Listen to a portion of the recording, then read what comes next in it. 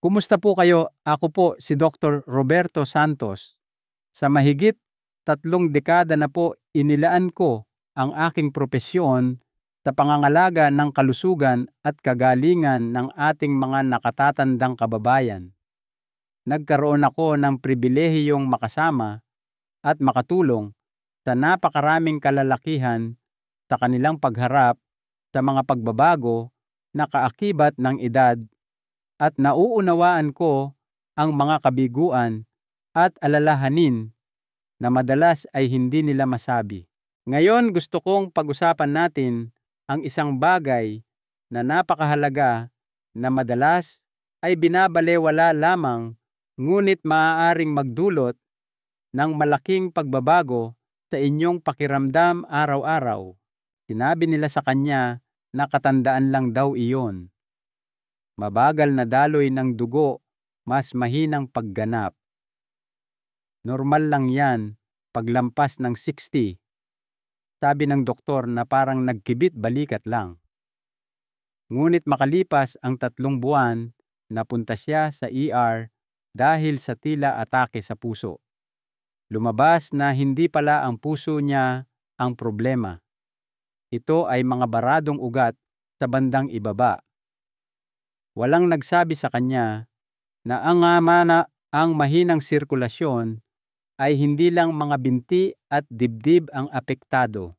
Maaari nitong tahimik na sirain ang inyong pagtatalik, ang inyong kumpiyansa, at ang inyong koneksyon sa taong mahal ninyo.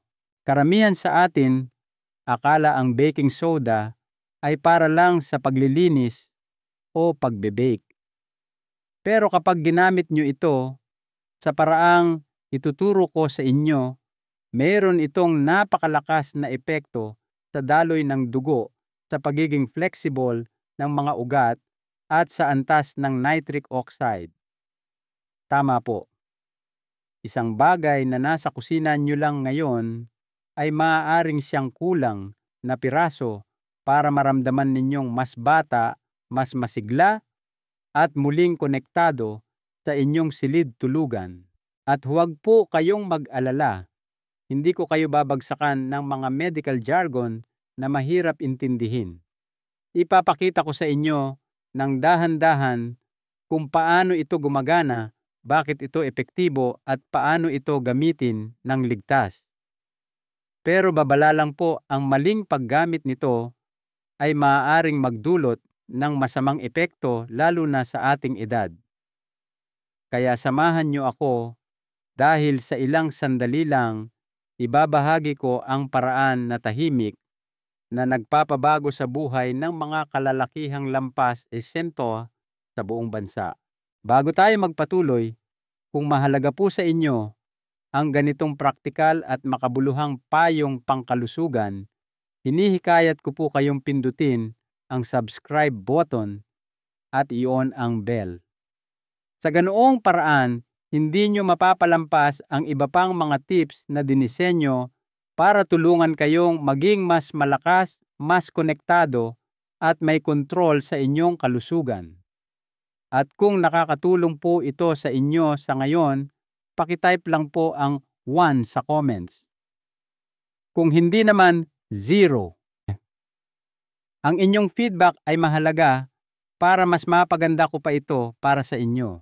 Simulan natin sa katotohanan na hindi naririnig ng karamihan sa mga lalaking lampas tiksinta mula sa kanilang doktor, at ito'y nagdudulot sa kanila ng higit pa sa kanilang inaakala. Alam niyo po, ang tahimik na paghina ng daloy ng dugo na nagsisimula sa edad 50s ay hindi lang enerhiya ang apektado.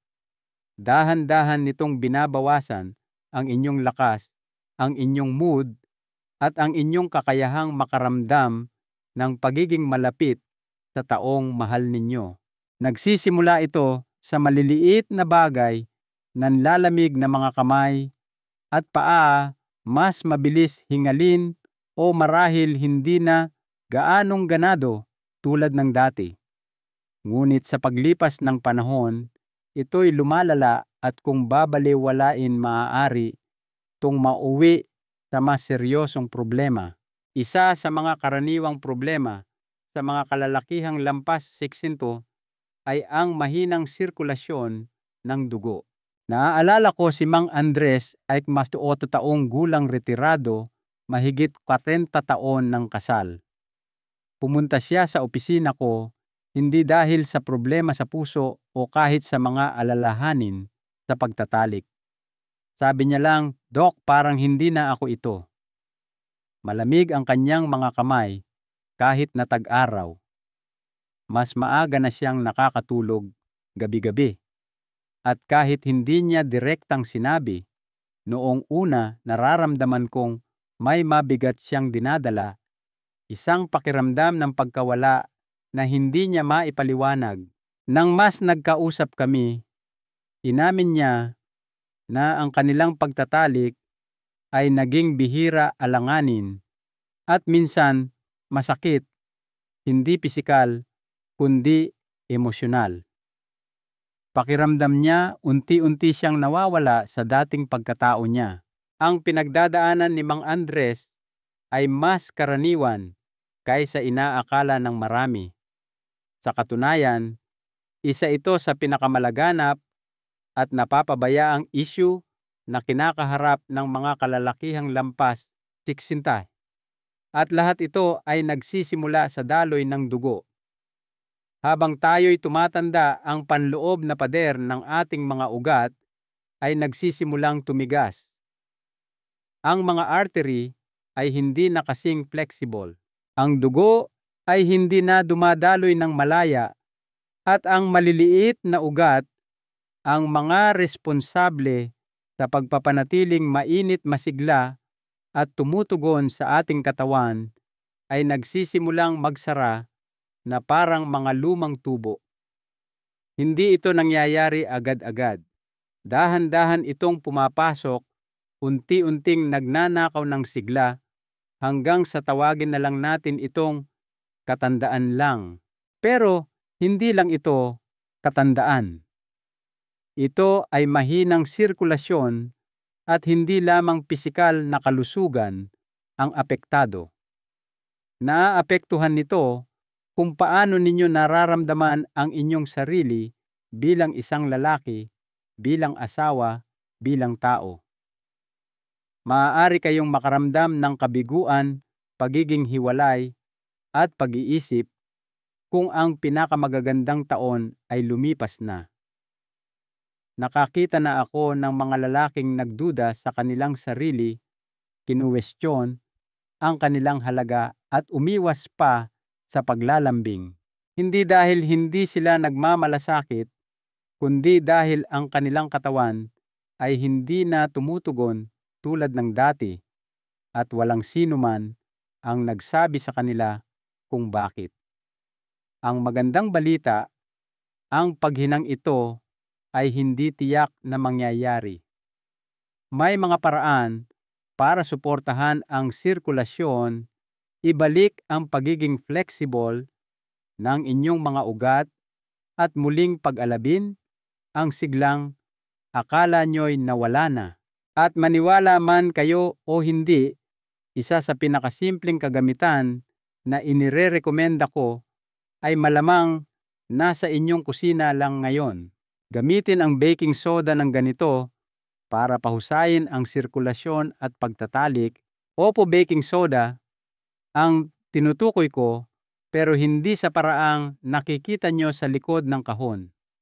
Hayaan ninyong ipakita ko kung paano itong simpleng gamit sa bahay, kapag ginamit sa tamang paraan, ay maaaring simulan na baligtarin ang mismong proseso na pumipigil sa inyo at kung bakit ang susunod na ilang minuto ay maaaring magbago ng inyong pagtingin sa inyong katawan magpakailanman. Kung nandito pa rin kayo at tumatagos sa inyo ang mensaheng ito, sige po at i-type ang numerong 1 sa comments. Nagpapahiwatig ito sa akin na nakikinig kayo, mahalaga sa inyo ang inyong kalusugan at handa na kayong gawin ang susunod na hakbang. Ngayon tumuloy tayo sa ikalawang mahalagang kaalaman. Dalawa ang mga seryosong kahihinatnan ng mahinang sirkulasyon. Hinding-hindi ko malilimutan ang sandaling napaiyak si Mang Carlos sa aking opisina. Siya ay 72 taong gulang, may amor propyo, palaging maayos ang tindig. Yung tipo ng tao na nag-aalaga sa lahat, sa kanyang pamilya, mga kapitbahay, pati na sa ligaw na pusa na napadpad sa kanyang bakuran. Pero noong araw na iyon, tila lumiit siya. Hindi pisikal, kundi emosyonal. Yumuko siya, hininaan ang boses, at sinabing, "Dok, hindi ko na maramdaman ang pagiging lalaki ko." Maayos naman ang kanyang blood work. Matatag ang tunog ng kanyang puso. Pero alam ko kung ano ang nangyayari. Ang kanyang katawan ay hindi na naghahatid ng dugo kung saan ito pinakamahalaga. Hindi lang sa kanyang mga kamay at paa, kundi sa mga lugar na konektado sa kanyang kumpiyansa, sa kanyang pakiramdam ng pagtatalik, at sa kanyang koneksyon sa kanyang asawa. Ang mahinang sirkulasyon ay hindi lang kalusugan niya ang apektado. Tahimik nitong winawasak ang kanyang pagkakakilanlan. Alam niyo po, kapag bumagal ang daloy ng inyong dugo, para itong mga ilaw sa inyong bahay na unti-unting lumalabo bawat silid. Una, ang inyong enerhiya. Pagkatapos, ang inyong tulog. Sunod, ang inyong kakayahang tumugon kapag hinihingi ng pagkakataon ang pagtatalik. Hindi lang ito pisikal, pumapasok ito sa inyong isipan. Nagsisimula kayong magduda sa inyong sarili. Nararamdaman ninyong malayo kayo sa inyong kapareha kahit nakatabi nyo pa sila sa higaan. Ang mabagal na pagkasirang iyon ay hindi isang bagay na maaayos ng isang tableta o maipagdarasal na lang na mawala. Kailangan nito ng pag-unawa kung ano talaga ang nagkakaproblema sa loob. Sa medikal na paliwanag, ito'y tungkol sa inyong endothelial function. Iyan po ang lining ng inyong mga ugat. Kapag ito'y nasira, nawawalan kayo ng produksyon ng nitric oxide. Kung walang nitric oxide, hindi makakapag-expand ang inyong mga ugat. Hindi makakadaloy ng malaya ang inyong dugo. At hulaan nyo kung alin ang unang nagdurusa. Ang pinakamaliliit na ugat. Ang mga sangkot sa pagka-arouse memorya, init ng katawan at sigla. Ang nagsisimula bilang banayad na pagkapagod o mas mahinang tugon sa silid tulugan ay maaaring mauwi sa mas seryosong bagay, isang maagang senyales ng sakit sa ugat, vascular disease, mas mataas na panganib ng stroke, at pati na erectile dysfunction na hindi na tumutugon sa gamot. At sa kasamaang palad, karamihan sa mga kalalakihan ay hindi ito napapansin hanggat hindi pa nito naaapektuhan ang kanilang buhay sa mga paraang hindi nila inaasahan. Pero ito ang nagbibigay sa akin ng pag-asa araw-araw. Nais ng inyong katawan na gumaling. Maaaring maibalik ang pagiging flexible ng mga ugat. Maaaring natural na maibalik ang antas ng nitric oxide. At hindi nyo kailangang umasa sa mga sintetikong tableta na may mga side effect na mas nakakatakot pa kaysa sa mga sintomas. Sa katunayan, mayroong isang makapangyarihan ngunit simpleng paraan upang simulan ang pag-aayos ng sistemang ito gamit ang isang bagay na malamang ginamit nyo na sa buong buhay ninyo pero hindi sa ganitong paraan. At nang sinimulan kong ibahagi ang pamamaraang ito sa aking mga matatandang pasyente, marami sa kanila ang bumalik na nagsasabing, Hindi ko akalaing mararamdaman ko pa ulit ito. Kaya ngayon tingnan natin kung paano ang baking soda kapag ginamit ng tama ay makakatulong sa proseso ng paggaling na ito mula sa loob palabas at kung bakit ito ay higit pa sa isang simpleng lunas sa bahay. 3 baking soda, isang simpleng solusyon na napapabayaan. Naaalala ko, noong si Mang Lito, isang mahinhing 17 taong gulang na retiradong guro ng matematika ay lumapit sa akin matapos subukan ang lahat. Mga supplement, mga deresetang gamot, pati na mga nakakahiyang aparato na in-order niya sa mga late night television. Wala pong tumatalab, sabi niya umiiling, para akong humahabol sa anino. Pagod na siya hindi lang sa katawan, kundi pati sa espiritu. Tapos tinanong ko siya ng isang bagay na ikinagulat niya. Meron po ba kayong baking soda sa kusina? Nagtaka siya. Yung para po sa cookies. Ngumiti ako. Opo, pero hindi lang para sa cookies. Karamihan sa mga tao, iniisip na ang baking soda ay inilalagay lang sa ref o iwiwisik sa pancake batter, pero iilan lang ang nakakaalam kung ano ang magagawa nito sa loob ng katawan ng tao, lalo na sa mga kalalakihang nakakaranas ng mahinang sirkulasyon at ng tahimik na epekto nito sa kanilang enerhiya, kumpiyansa at koneksyon. Ang baking soda o sodium bicarbonate ay hindi isang milagrosong pulbos. Ito'y isang simpleng compound na kapag ginamit ng tama ay maaaring suportahan ang mas mahusay na daloy ng dugo at paghahatid ng oxygen sa paraang talagang mahalaga habang tayo'y tumatanda. Ito ang dahilan kung bakit ito makapangyarihan. Habang tayo'y tumatanda, ang ating katawan ay nagiging mas acidic dahil sa ating dieta, stress at humihinang kidney function. Ang acid buildup na iyon ay maaaring magpasikip ng mga ugat at magbawas ng oxygen na magagamit. Dalawang bagay na tiyak na ayaw ninyo kung nahihirapan na kayo sa sirkulasyon.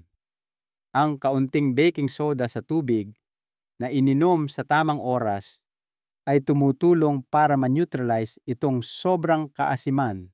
Dahan-dahan nitong binabalanse ang pH ng katawan na nagpapahintulot sa dugo na dumaloy ng mas malaya. Ang mas malayang sirkulasyon ay madalas nangangahulugan ng mas maraming lakas, mas maraming init, at mas mabilis na pagtugon kahit sa mga lugar na akala nyo'y wala ng pag-asa.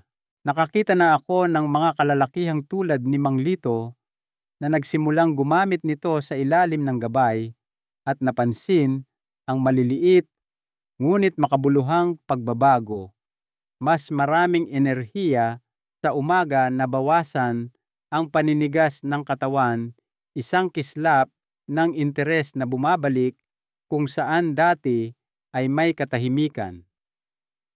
Siyempre, hindi ito gamot sa lahat at hindi nito pinapalitan ang malusog na mga gawi, ngunit para sa marami ito ang naging simula ng isang tunay na pagbabago. Ang katawan, kapag nasuportahan ng tama, ay nagsisimulang tumugon at sa ilang kaso, higit pa sa kanilang inaakala. Ngunit kailangan kong maging tapat. Ang gumagana ng banayad, kapag ginawa ng tama, ay maaaring makasama kapag minadali, hinulaan o ginamit ng mali. Dito nagiging komplikado at potensyal na mapanganib ang mga bagay. Kaya bago ninyo abutin ang kahon at magsimulang maghalo, mayroon kayong napakahalagang bagay na kailangang malaman. Hayaan ninyong gabayan ko kayo kung paano gamitin ang baking soda ng ligtas. at kung ano ang dapat iwasan para hindi ninyo aksidenteng mapalala ang mga bagay habang sinusubukang gumaling. 4. Ang panganib ng maling paggamit. Magiging tapat po ako sa inyo. Nakita ko na ang dalawang muka ng baking soda. Nakita ko itong tumulong sa mga kalalakihan na mabawi ang kanilang sigla at kumpiyansa. At nakita ko rin itong magdulot ng masama kapag ginamit ng walang ingat. Isang pasyente si Mang Danilo, 70 taong gulang, aktibo, nag-golf pa 2 beses sa isang linggo. Nakakita siya ng isang bagay online tungkol sa baking soda na nagpapaganda ng daloy ng dugo at naisip, bakit hindi? Kaya nagsimula siyang uminom ng 1 kutsarita tuwing umaga at isa pa sa gabi. Iniisip na mas marami ay mas mabilis ang resulta.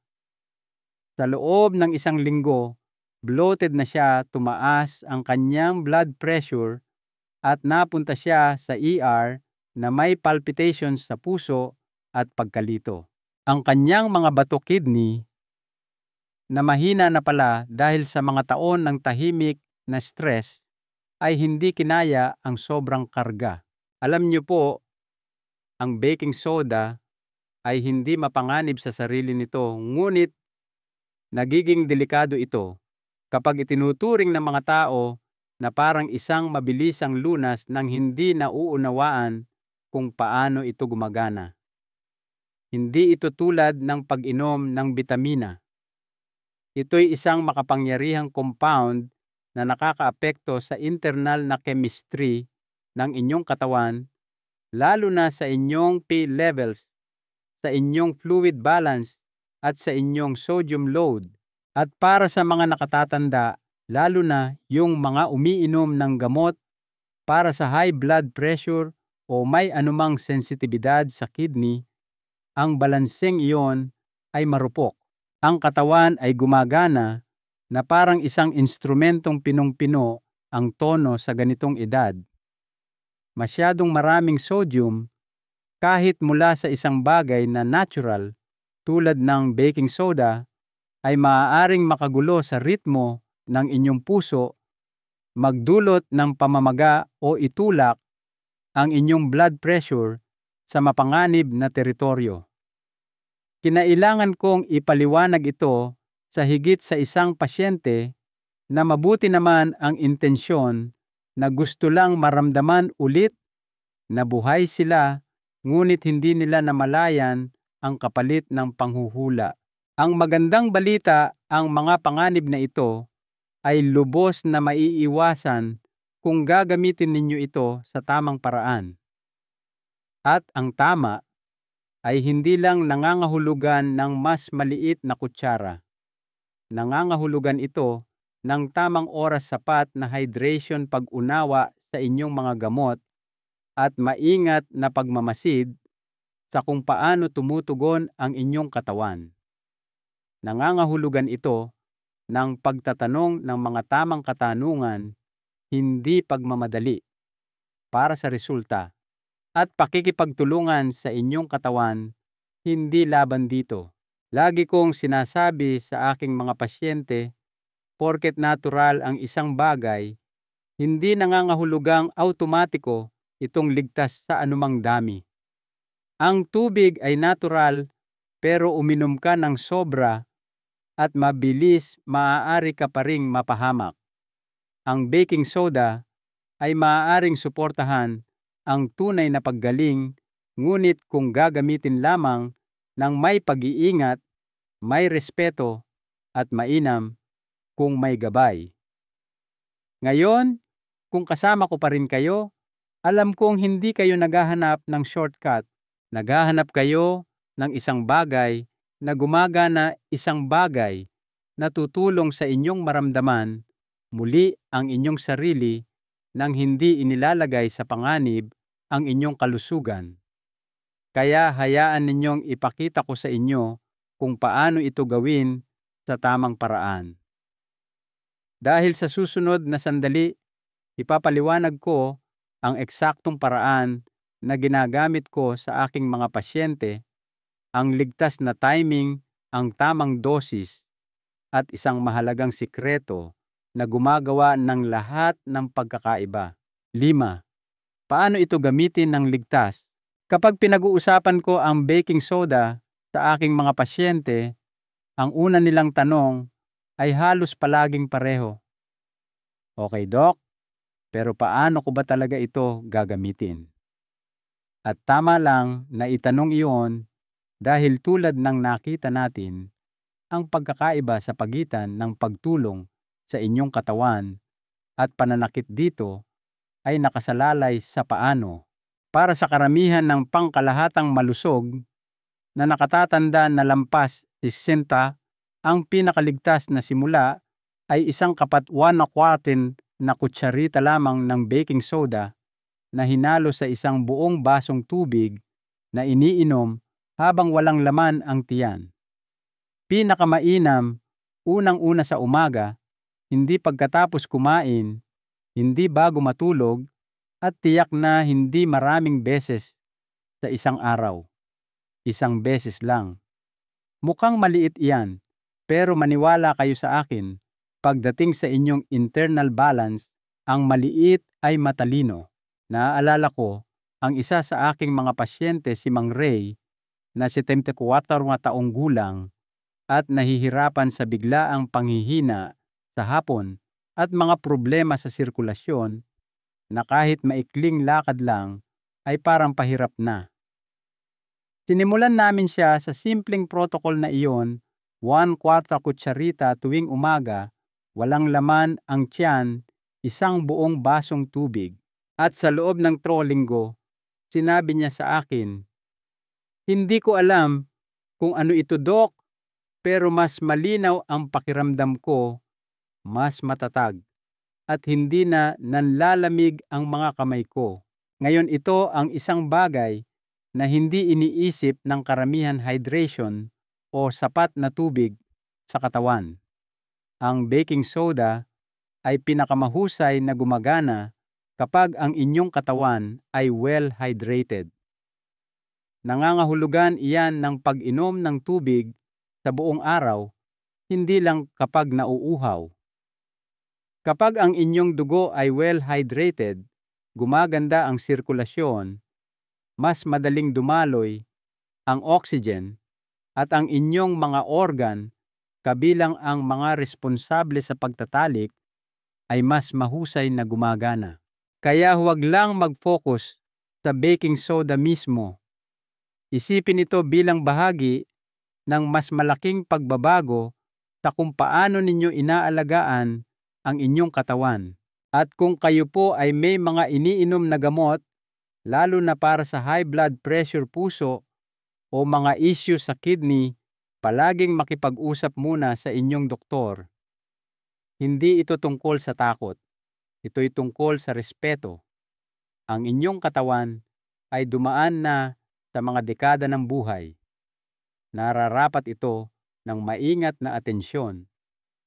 Hindi naman kayo magmamaneho ng isang klasikong kotse nang hindi muna tinitingnan ang makina.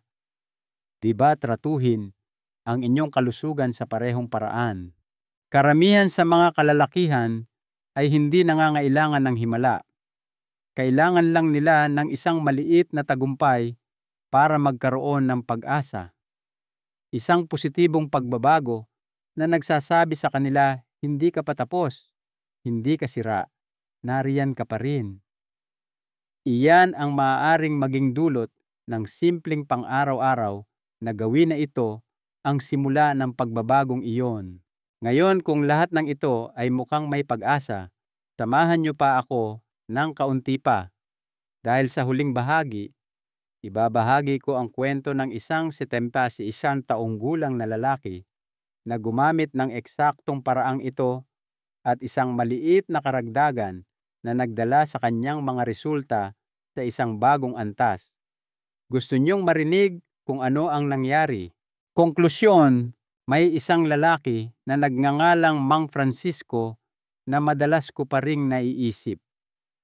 Siya ay 70 taong gulang biyudo tahimik yung tipo ng tao na hindi gaanong nagsasalita maliban kung may mahalaga siyang ibabahagi. Pumunta siya sa akin matapos marinig ang tungkol sa baking soda mula sa isang kaibigan namin. Hindi siya naghahanap ng himala. Gusto niya lang maramdaman ulit na siya pa rin yung dati, mas masigla, mas konektado, marahil handa na ring buksan muli ang kanyang puso sa iba. Sinimulan namin siya sa parehong routine na ibinahagi ko sa inyo kanina, isang maliit na dosis ng baking soda sa umaga, maingat na hydration pagmamasid sa mga senyales mula sa kanyang katawan. Ngunit, nagdagdag siya ng isa pang bagay na gumawa ng lahat ng pagkakaiba, pagiging consistent o tuloy-tuloy. Hindi lang niya ininom ang halo ng isang beses at kinalimutan na. Nirespeto niya ang proseso. Binigyan niya ng oras ang kanyang katawan para tumugon. Sa loob ng ilang linggo, ang mga pagbabago ay hindi dramatiko ngunit tuloy-tuloy. Mas mainit na ang kanyang mga kamay, mas mahimbing ang tulog, mas present sa usapan. Tapos isang araw, may maliit na ngiti, sinabi niya, "Hindi ko akalaing mararamdaman ko pa ulit ang ganitong klasing pagiging malapit, pero nararamdaman ko na. Ang ibinahagi ko sa inyo ay maaaring mukhang simple, ngunit huwag maliitin ang kapangyarihan nito. Pinag-usapan natin kung paano tahimik na natin naaapektuhan ng mahinang sirkulasyon ang milyon-milyong kalalakihan na lampas kita, kung paano nito ninanakaw ang enerhiya, pinapahina ang pagtatalik at nagpaparamdam sa inyo na parang lumipas na ang inyong pinakamagagandang taon.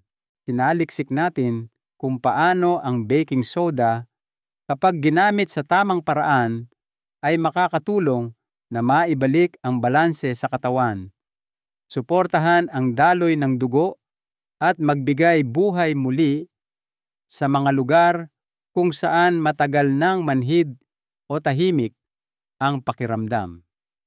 At nilinaw natin na hindi ito tungkol sa mga mabilisang lunas. Ito ay tungkol sa pagbibigay sa inyong katawan ng suportang kailangan nito ng may pag-iingat, pasensya at respeto. Kung nakaramdam kayo ng pagod, pagiging hiwalay o kahit kaunting kawalan ng pag-asa tungkol sa mga nawawala sa inyo, gusto kong malaman ninyo ito. Hindi pa huli ang lahat. Ang kakayahang gumaling ay nasa inyo pa rin. Hindi pa sumusuko ang inyong katawan.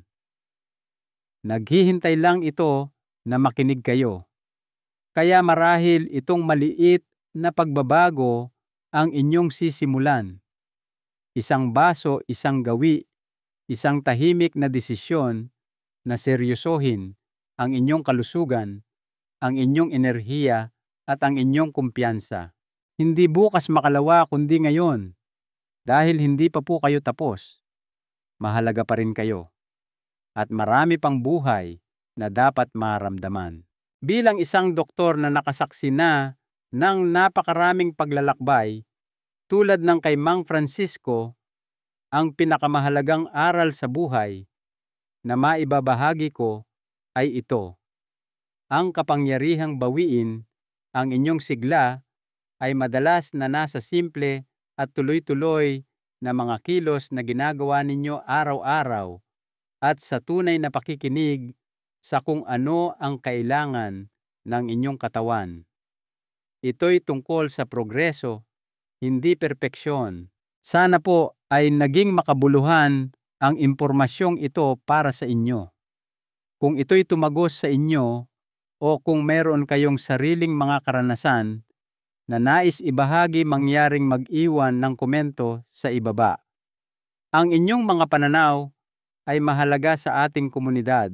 Huwag kalimutang mag-subscribe para sa mas marami pang payong pangkalusugan na angkop para tulungan kayong mamuhay ng pinakamahusay. At kung may kilala kayong maaaring makinabang sa mensaheng ito, isang kaibigan, kapatid, ama, mangyaring ibahagi ito sa kanila. Sama-sama, maaari nating suportahan ang isa't isa sa kalusugan at kagalingan.